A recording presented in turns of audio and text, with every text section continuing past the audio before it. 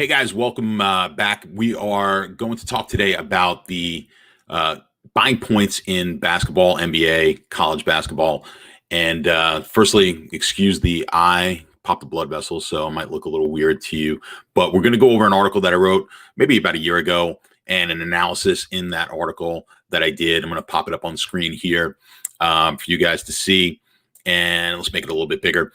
So, in this article, and I've linked to it below, I go over exactly how I figured out when it's appropriate to be buying points in basketball, and I'll go over just a little bit on how you would figure that out for yourself. So I'll link to this article so you can go over it and read it yourself. But the first you need the data. So we need to figure out exactly when a game at the closing line, how often does a game win or lose based on how many points you may have bought. So we want to know how far away from that closing line do games end up finishing. So what I did was I have data for almost 100,000 college basketball games going back to about 15, 16 years ago. And if you look at the data, you'll have to trust that my data is correct here.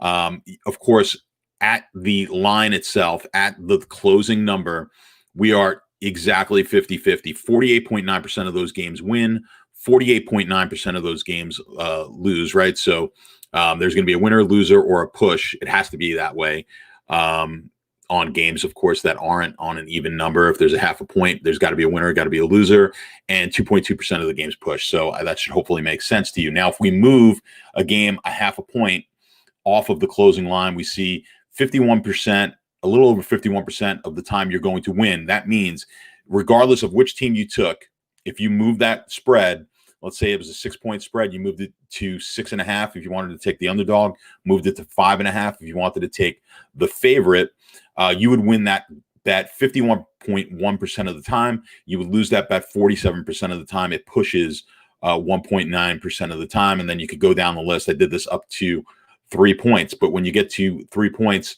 we see you'll win 60.6% of the time, lose 37.57% of the time. Now, that is for every game, every line, I should say, and in every game. Now, when you are buying points, again, if you do this in the NFL, I talk about this with teasers. It would work the same way here in NBA or college football or college basketball. We never want to tease or buy points across the zero. And really, a lot of times we don't even want to get down past the 1, because even in football, basketball, games don't tend to end on a 1. I know it happens a little bit more often in basketball, but a lot of times with fouling in basketball, it becomes difficult to win a game by 1. But you will see it more often in basketball than football. But certainly the 0, because games cannot tie. Games rarely tie, obviously, in the NFL, and never tie in basketball, right? They play basketball until they get a winner. So we don't want to cross over the 0, because we're wasting points. We're buying points that are just wasted. What that means is taking a team that is a -2 favorite and buying them down to a pick 'em. So in other words, buying 2 points or buying 4 half points is fairly useless. So if we throw those out, I want to throw those numbers out and then redo this analysis on teams that are just going to in lines that are just going to stay on the same side of the 0. We do this again, and then we calculate that that expected value for each one of these. So when we look at the win percentage now, if we look at taking 3 points, it adds a half a point or half a percentage. So we go from 60.6 if we move to 3 points to 61.1, and we lose at 36.96% of the time. We're going to push close to 2% of the time. Now, how do we calculate the EV? What does this all mean? We need to calculate an expected value for these situations. So how do we calculate an expected value, and why do we need to calculate expected value? You may not know what expected value means, but I'll put a link. I've got some videos where we talk more about expected value and what that means. So what you want here is the expected value, of course, to be as close to positive as possible. It's never going to happen because the books are going to make it so that they have an edge no matter what the bet is. Of course, as a sports gambler, we need to beat that VIG that they put on each one of these lines and increase our expected value. So if you pick against the closing line, if you could pick 55% winners, a profitable better. If you did that in basketball and then bought these points, as I'm going to show you, bought the correct number of points, you can even increase your expected returns and expected value, ROI, even greater. So what we're going to do here is now look at games where we're not crossing the zero. So we're going to take games where the line is within, let's say we're going to go from 3 points and up on the spread. So if we take a favorite at -3, we don't want to take it down to 0. So we're looking at like 3.5, 4 point spreads, taking them down to a 1. So if you look at the article, if you bring it up and you're following along, using the entire sample and betting $100 per game, that's how I'll figure out the EV for each half point bought. And how to figure out the EV, it's quite simple. You go back to my numbers, you figure out exactly what the win-loss percentage is. Let's kind of go back for a second. If you look at it, let's go back to buying 0 points without crossing the 0. Obviously, if you buy no points, you're not going to cross the 0. How would you figure out what a fair line would be? Well, a fair line on 48.9% winners and 48.9% losers is going to be even, right? It's fair. If we were betting amongst, if you were going to bet your friend and there was a closing line on a game, it would be fair to not take any juice on either side. You would say, hey, I'm going to bet you $25 on this game. Neither one of us are going to take juice. In other words, we're not going to lay -110 like we would have to with a sports book because we're playing on a fair line. But the sports book, of course, is not going to give you a fair line. They need to make that juice. That's how they make their profit. But that's how we figure out what a fair line is. So if we wanted to do that for, as you look at this chart, 51.1% if we bought half a point and 46.94% losses, all we would do is divide the 51.1% by 46.94%, and we come up with what a fair line would be. And if you look at my chart here, -109 would be a fair line, and you could go through each one of these and figure it out what the fair line would be. Now that we know what the fair line is, okay, we can now do the expected value calculation. So if we do an expected value, we'll use those percentages and we'll make $100 bet. So we know now, and we'll have to base this on, I used MyBookie as the website because over at Sports Bet Army, a lot of our clients use MyBookie. So I used MyBookie and they had actually pretty good pricing on buying points, but you can do this calculation for whatever sports book you use and whatever they charge you to buy points. Also, another way to look at buying points, some books will just offer alternative lines.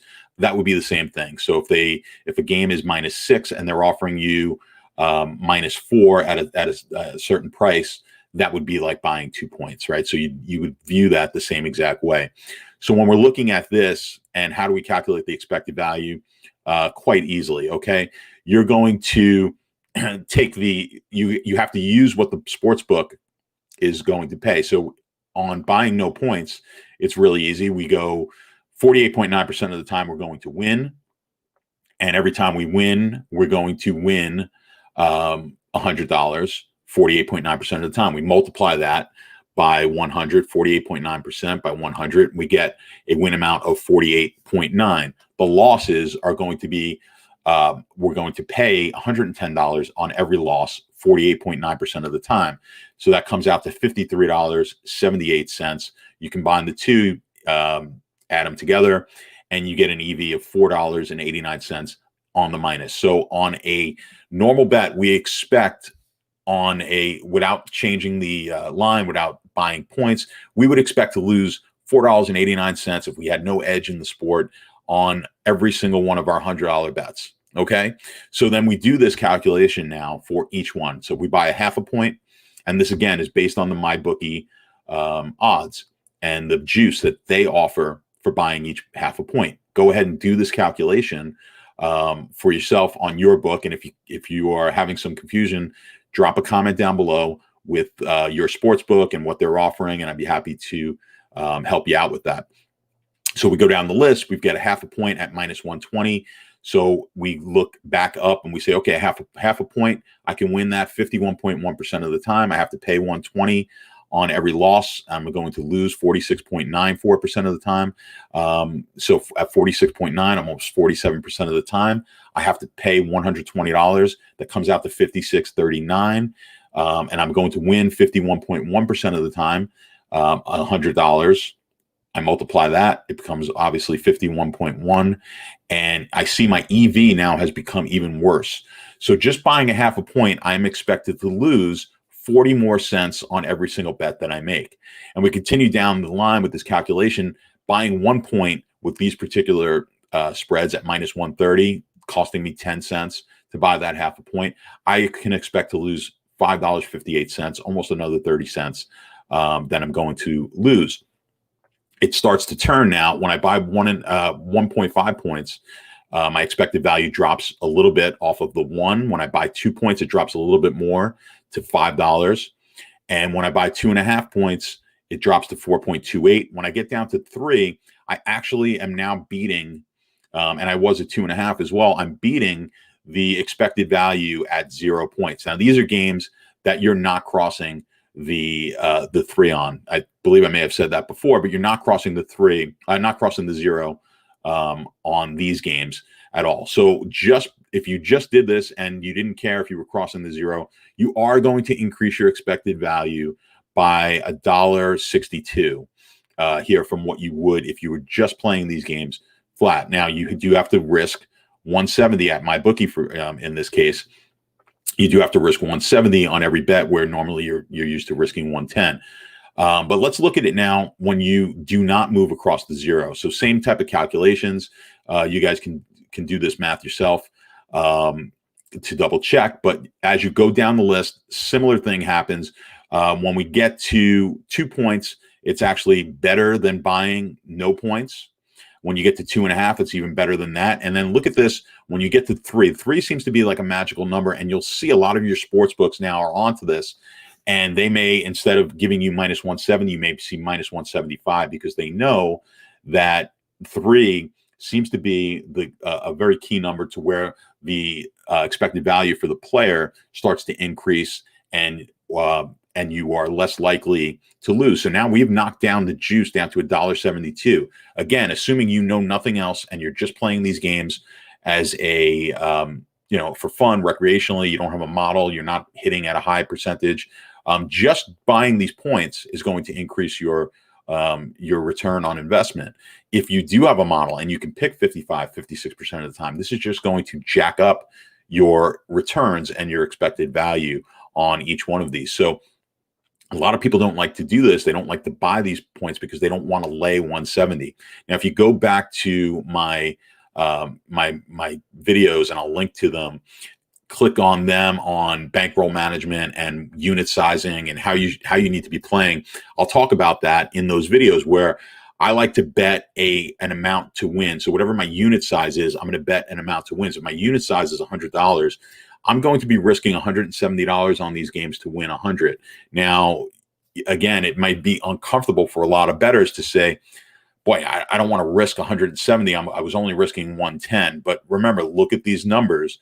Over the long haul, you are going to save yourself money, and if not, make even more money by doing that. So you have to take that short-term risk. You're going to have instances where, of course, you go through a cold streak, and it's going to be magnified by the fact that you're now laying 170 on these games.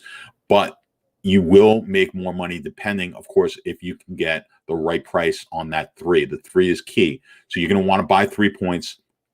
Again, if your sports book is offering different numbers on these, go ahead and do the calculation yourself if you can follow along and understand it. If not, drop me a comment, give me the prices that you're seeing, and hopefully I can help you out with that and help improve your ROI, make you some more money.